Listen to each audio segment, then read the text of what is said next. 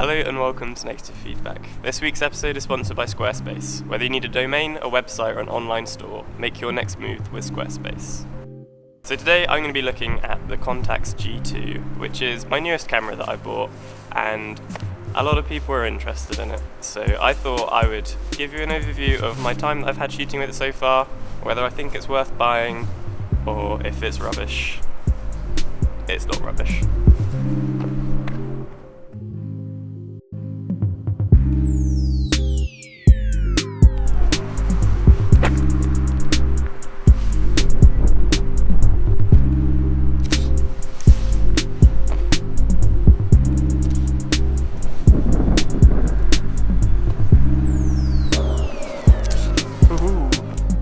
The Contax G2 is a pretty desirable camera. When it came out in 1995, it was definitely marketed towards the kind of rich hobbyists as opposed to the working professionals. It's a really premium, well-built product, and it was something really more to flash about with than built for the pros to use as their workhorse. Fortunately, they haven't held their value quite as much as something like a Leica. So now when you can pick one up for a fraction of the price, you're getting amazing build quality for a much lesser fee. Personally, I decided to pick up this system as I wanted something that was really simple and easy to use. I only had manual cameras, so it was really nice to move to something that was completely automatic if I wanted it to be, but I could also take control of most of the controls. So I sold up my Leica M6 and bought this ridiculously cool Millenium edition, which came in this special James Bond style suitcase, which houses the camera body and 3 of the nicest lenses for the system. I'm having a bunch of fun shooting with this camera and it just feels great to use. A lot of people did scare me off from buying this though. You hear a lot of bad stories about them just giving up and bricking on people. If you drop it, it could, well, just stop working completely. I guess that's just something you have to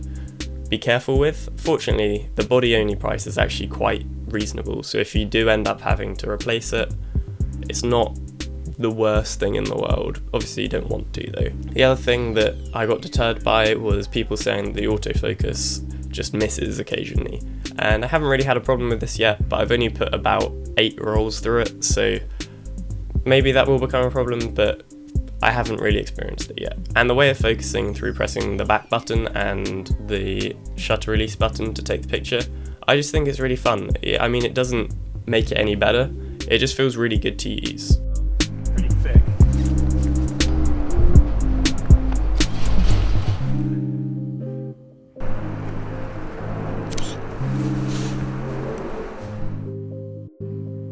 Another thing that's so great about this camera is how easy it is to load.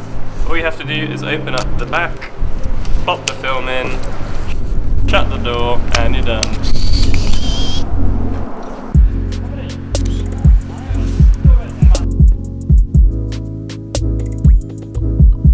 So another thing that's great is that on this dial you can change your shooting mode. So you can actually do 4 frames a second in continuous burst, which I've never, to be honest, really needed. But if you need to catch some fast moving things, why not give it a go? For example, here's Louis moving fast.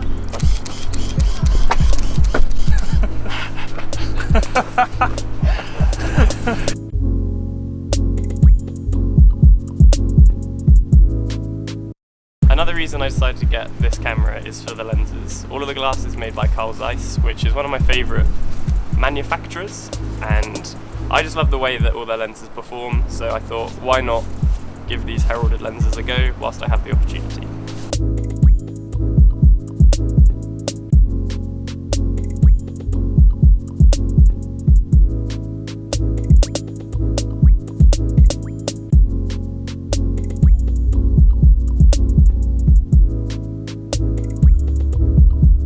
As I mentioned at the beginning, I'd like to thank Squarespace for sponsoring this video. You can get 10% off your first purchase using the code NEGATIVEFEEDBACK. Squarespace is an awesome platform that allows anyone with no web experience to create an amazing professional website.